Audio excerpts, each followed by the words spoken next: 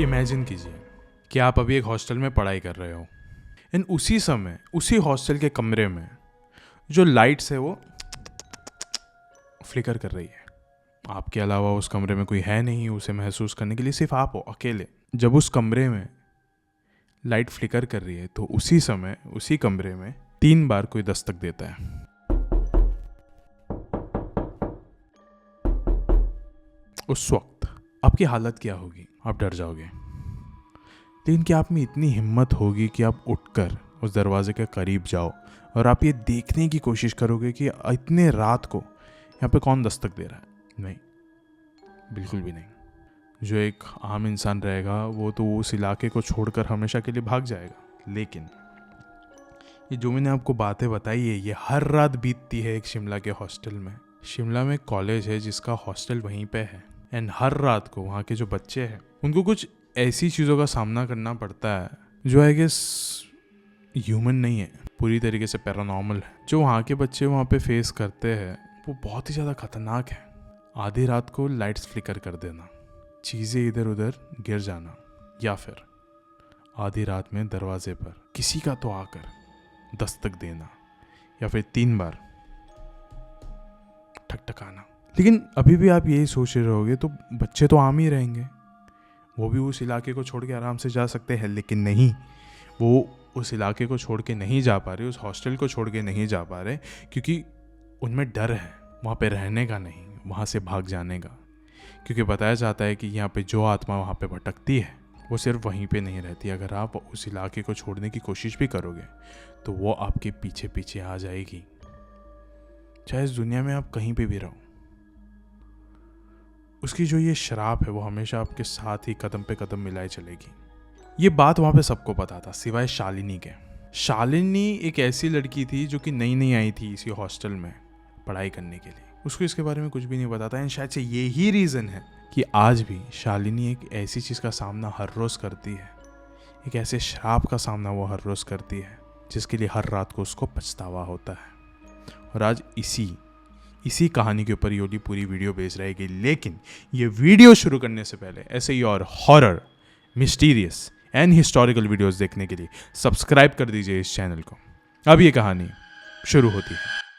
शालिनी एक ऐसी लड़की थी जो कि जिसको पढ़ाई वगैरह का बहुत ज़्यादा शौक था, लेकिन उसको ना एनवायरनमेंट का भी बहुत ज़्यादा शौक था। वो ऐसा कहा करती थी कि ये जो पढ़ाई होती है, जो स्टडीज़ होती है, वो किसी बंद कमरे में नहीं पढ़ी जा सकती। अगर बंद कमरे में भी पढ़ा जा रहा है तो आसपास का माहौल अपने हिसाब से होना चाहिए। उसका ये कहना था कि मुझे ना आसपास का माहौल एकदम ज़्यादा ठंडा चाहिए, जो एरिया होना चाहिए बहुत ज़्यादा शांत होना चाहिए, जहाँ पे मैं हर एक चीज़ को बहुत अच्छे तरीके से समझ सकूँ, सोच सकूँ। और आई गेस शालिनी के लिए शिमला का एक कॉलेज बहुत ही ज़्यादा ज़रूरी था, बहुत ही ज़्यादा परफेक्ट मैच था। हालांकि शिमला का ये जो कॉलेज उसने चूज़ किया था वो एशिया का सबसे पुराना और सबसे ज़्यादा फेमस गर्ल्स हॉस्टल में से एक है एंड वहीं पे इसका एडमिशन हुआ था।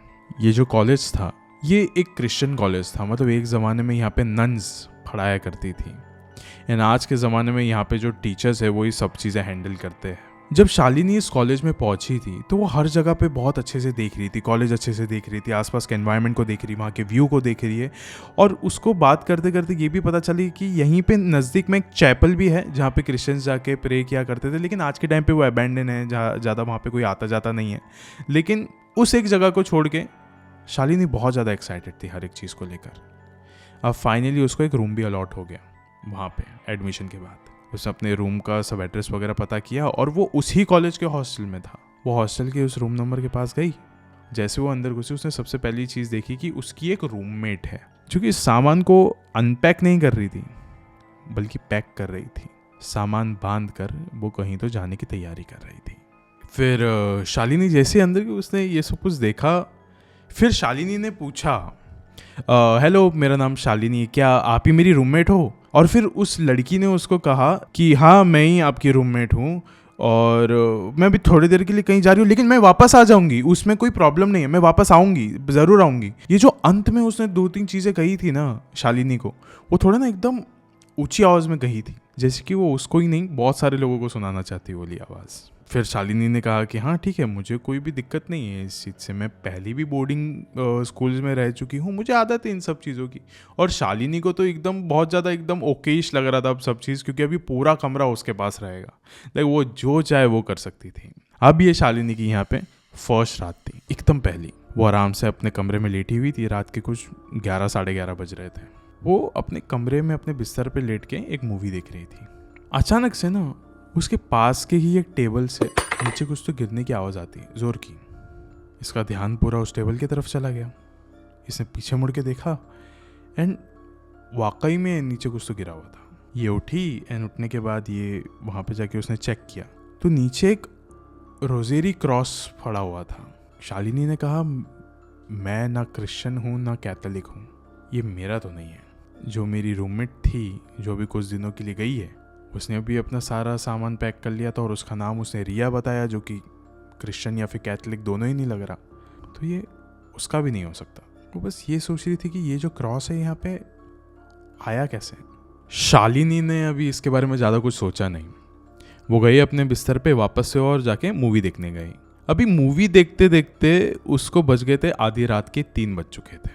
आधी रात के 3 बज रहे एंड अभी नाउ शी वाज लाइक कि अभी अगली ही सुबह अभी कॉलेज का ओरिएंटेशन है, सब कुछ कॉलेज का टूर मिलने वाला है, क्या होगा कैसे नहीं, सब्जेक्ट्स वगैरह बताएंगे, बहुत ज़्यादा काम है, इट्स बेटर कि मैं सो जाती हूँ, ऑलरेडी रात के 3 बज चुके हैं, सो जाती हूँ मैं।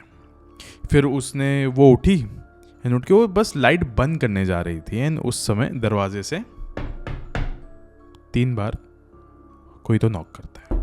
उसने कहा, आधी रात को 3 बज रहे हैं, हर किसी के क्लासेस सुबह सुबह है, 6-7 बजे के अराउंड, इस समय कौन हो सकता है, कोई तो मजाक ही कर रहा होगा मेरे साथ। फिर उसके बाद जस्ट ऐसे देखने के लिए वो अपने दरवाजे के करीब गई एंड एक बार पूछती है कौन है, फिर दूसरी बार पूछती है इस दरवाजे के उस पार कोई है क्या। बाहर से कोई जवाब नहीं आता, सिर्फ खामोशी थी। एंड अचानक से ना वो जो रोजेरी क्रॉस था वो वापस से उसके टेबल से नीचे गिर जाता है एंड एक बार नॉक आता है। पीछे मुड़ती हुई उसने सीधा दरवाज़ा खोला और बाहर देखा, बाहर कोई भी नहीं था, सिर्फ पूरे लॉबी में था तो सिर्फ अंधेरा। उसने कहा कि शायद से हो सकता है कि जो सीनियर्स है वो मेरे साथ मजाक करने की कोशिश कर रहे हो सकता है कि कोई बच्चा हो जिसको ऐसा जस्ट पता लगा हो कि मैं यहाँ पे नई आई हूँ तो मेरे साथ मजाक किया जाए। उसने कहा कि रात बहुत ज़्यादा हो चुकी है, कल मुझे इंपॉर्टेंट काम है। उसने दरवाज़ा लॉक किया, गई अपने बिस्तर पे जाके सो गई। अगली सुबह वो उठती है, अपने पूरा कॉलेज का टूर लेती है एंड सीनियर्स के पास जाके एक बात कहती है कि आधी रात में पता नहीं कैसे लेकिन मेरे दरवाजे पे किसी ने तो दस्तक दी थी और मेरे को पता नहीं वो कौन था। फिर वो जो दोनों सीनियर्स थे वो एक दूसरे को देखने लग गए एंड फिर शालिनी ने पूछा कि आपके साथ कभी ऐसा हुआ है क्या, आप तो यहाँ पे कई सालों से रह रहे हो। फिर उन दोनों सीनियर्स ने कहा हाँ होता है, लाइक ऐसा हर हफ्ते नहीं होता लेकिन हर रात को होता है हमारे साथ ये। लेकिन मेरा एक सवाल है, आपने कहीं दरवाज़ा तो नहीं खोला था ना। फिर शालिनी ने कहा कि मैं ऐसा किसी से डरती वगैरह नहीं हूँ, अंधेरे से भी नहीं डरती, लेकिन एक चीज़ समझ में नहीं आया कि ये जो प्रैंक्स है ये मेरे साथ हुए हैं लेकिन आपके साथ ये प्रैंक रोज कैसे हो सकता है। फिर वो जो सीनियर्स थे उन्होंने कहा कि ये कोई प्रैंक नहीं है, सालों से हम लोग यहाँ पे रह रहे हैं एंड सालों से यहाँ के हर एक इंसान के मुंह से ये शब्द निकलती है कि आधी रात को जब भी कोई भी आपके दरवाजे पर दस्तक दे तो दरवाज़ा ना खोलिएगा। दस्तक सिर्फ 3 बार होगी आपसे अनुमति मांगने के लिए, उसके बाद शायद हो सकता है कि वो जो दस्तक है और ज़्यादा तेज़ हो सकती है, तभी आपको डरना नहीं है, बस अपने बिस्तर पे जाके सो जाना है। बताया जाता है कि हमारे इस हॉस्टल के गलियारों में किसी तो नन की आत्मा भटकती है, वो हर एक कॉलेज स्टूडेंट के दरवाजे पर आके दस्तक देती है आधी रात को और जो भी दरवाज़ा खोल लेता है वो उसकी जान ले लेती है। और ये चीज़ सच है, यहाँ के प्रिंसिपल्स भी इस बात को मानते हैं। वो सीनियर जैसे ही ये सब कुछ बोल रही थी, शालिनी ने उसको बोला कि 1 सेकंड रुको और जोर जोर का वो हंसने लग गई। उसने कहा कि ये बड़ा अच्छा तरीका ढूंढा है आजकल के सीनियर्स ने कि मतलब रैगिंग नहीं तो यही सही, ये भी बड़ी अच्छी तरीके की रैगिंग कर लेते हो आप लोग। फिर वो सीनियर्स ने कहा नहीं ऐसा नहीं है, मैं इस चीज़ में मजाक कैसे कर सकती हूँ। फिर शालिनी ने कहा कि अरे मैं बचपन से बोर्डिंग स्कूल्स में रह रही हूँ, ये भूतों के किस्से बहुत ज़्यादा सुने हैं मैंने, ऐसा कुछ भी नहीं होता है, मुझे डराने का कोई फ़ायदा नहीं है, मैं अंधेरे से भी नहीं डरती हूँ, अकेले रहने से भी नहीं डरती हूँ, जो आजमाना है आप आजमा लो। अब ये सारी बातें तो हो रही थी, फिर आती है उसी दिन की रात, क्योंकि अगले दिन से कॉलेज शुरू होने वाला था, तो ये जल्दी जाके सो गई। शालिनी बहुत ज़्यादा एकदम गहरी नींद में थी, लेकिन अचानक से वो कांपते हुए उठी, मानो उसके कमरे के इर्द गिर्द का जो इलाका था, जो उसका कमरा ही था, वो बहुत ही ज़्यादा ठंड से भर चुका था। ठंडी बहुत ज़्यादा बढ़ चुकी थी। वो उठी, उसने बगल वाले जो बेड था रिया वाला, जहाँ पे अभी रिया नहीं रहती थी, वहाँ से उसने उसका कंबल उठाया और अपने बेड पे आके एक और कंबल लेके सो गई। वो जैसे ही सोई, उसी दौरान उसने देखा कि बाहर से जो गलियारा है दरवाजे के उस पार से, कोई तो जोर जोर का चलते हुए आ रहा है। ऐसा लग रहा है किसी ने बूट्स पहने, जोर जोर सा पैर मार मार के कोई तो चलते हुए आ रहा है। एंड ये उसी के दरवाजे के करीब आया। अभी तक जो शालिनी थी, उसने अपनी नज़रें, अपनी आंखों को बंद नहीं किया, तो उसको ऐसा लग रहा था शायद से अभी कोई आएगा और दरवाज़ा नॉक करेगा, लेकिन काफ़ी देर तक किसी ने नॉक नहीं किया। उसने इंतज़ार किया, किसी ने नॉक नहीं किया। अभी थोड़ी देर के लिए उसने अपनी आंखें बंद करी और उसी समय 3 बार नॉक होता है, लेकिन ये बार आवाज़ ज़्यादा तेज़ थी, जैसे कि कोई बहुत एग्रेसिवली ठोका है ये बार। शालिनी की नज़र सीधा घड़ी की ओर गई कि कितने बज रहे हैं। देखा तो घड़ी पे 3 बज रहे थे। ये वही समय था जो पिछले रात में हो रहा था समय, जब ये सारी चीज़ें हुई थी। उसने अपनी सारी हिम्मत को जुटाया। उसने बोला आज तो देखना ही पड़ेगा कि बाहर कौन है। उसने गई और सबसे पहले लाइट ऑन करने की कोशिश करी उसके कमरे की। लाइट ने 2 बार फ्लिकर किया और वापस से बंद हो गई। रोशनी नहीं थी, अंधेरा था। लेकिन अब उसने बोला कि no matter whatever happens, कुछ भी हो जाए, लेकिन मैं ये दरवाज़ा खोल के रहूँगी। ये उसने ठान ली। जैसे ही शालिनी ने बोला दरवाज़ा खोला, वापस से उसको और कुछ नहीं दिखा, सिर्फ अंधेरा। लेकिन उसके दरवाजे के एकदम सामने एक लंबा सा गलियारा, एक लंबा सा कॉरिडोर था, जिसके एकदम एंड पे एक लाइट जली हुई थी। एंड उसके ठीक नीचे एक औरत खड़ी थी जिसने नन के कपड़े पहने हुए थे। बहुत भयानक सी लग रही थी वो, जैसे कि ना जानो कितने सालों पहले इसकी मौत हो गई हो, लेकिन फिर भी वो रात के इस अंधेरे में वहाँ पे खड़ी है, जैसे कि कुछ तो काम करने आई है, किसी तो काम को अंजाम देने आई है। लेकिन इससे पहले वो कुछ भी सोचे, उसने दरवाजे को एकदम जोर का बंद कर दिया शालिनी ने। उसकी दिल की धड़कनें एकदम तेज हो गई थी। उसने कहा कि ये कोई सीनियर नहीं है जो मेरे साथ मजाक कर रहा है। ये जो भी चीज़ है ये जीवित नहीं है, ये जिंदा नहीं है। वो महसूस कर सकती थी कि ये जो भी चीज़ है वापस से चलते हुए उसके दरवाजे की ओर आ रही है। चलने की आवाज़ें आ रही थी, सांसों की आवाज़ें वो सुन सकती थी कि वो दरवाजे के आसपास से ही आ रही है, जैसे कि कोई तो है जो दरवाजे की इस ओर आने की कोशिश कर रहा है। उसने हल्का सा दरवाज़ा खोला और बाहर की तरफ देखा, बाहर कोई नहीं था। उसने दरवाज़ा बंद किया और बस एक हल्की सी उसने ऐसी सांस ली, शायद से चले गई। वो जैसे ही पीछे मुड़ी, उसके ठीक सामने एक नन खड़ी थी, मुस्कुरा रही थी। शालिनी ने उस वक्त कुछ नहीं किया, बस उसने दरवाज़ा खोला और वहाँ से तेज़ी से भागते हुए वो गई। हर एक कॉरिडोर से जब वो गुजर रही थी, उसको वही आवाज़ सुनाई दे रही थी, उस लंबे लंबे बूट सी आवाज़, जैसे कि वो चल नहीं रही है इस वक्त, वो भी दौड़ रही है शालिनी के पीछे। वो कॉरिडोर से नीचे गई, लेकिन कॉलेज के गेट के बाहर नहीं जा पाई। भाग भाग के एक ऐसे इलाके की तरफ वो जा पहुंची जहाँ पे कोई भी रोशनी नहीं दिख रही थी, खंडर सा लग रहा था। और ये था उसी कॉलेज का अबैंडन चैपल। शालिनी जोर जोर का चिल्लाना चाहती थी, जोर जोर का, वो सबको बताना चाहती थी कि वो अभी किस चीज़ से गुजर रही है, लेकिन उसकी जो आवाज़ थी उसके गले में अटक चुकी थी। इतना ज़्यादा खौफ भर गया था उसके इर्द गिर्द।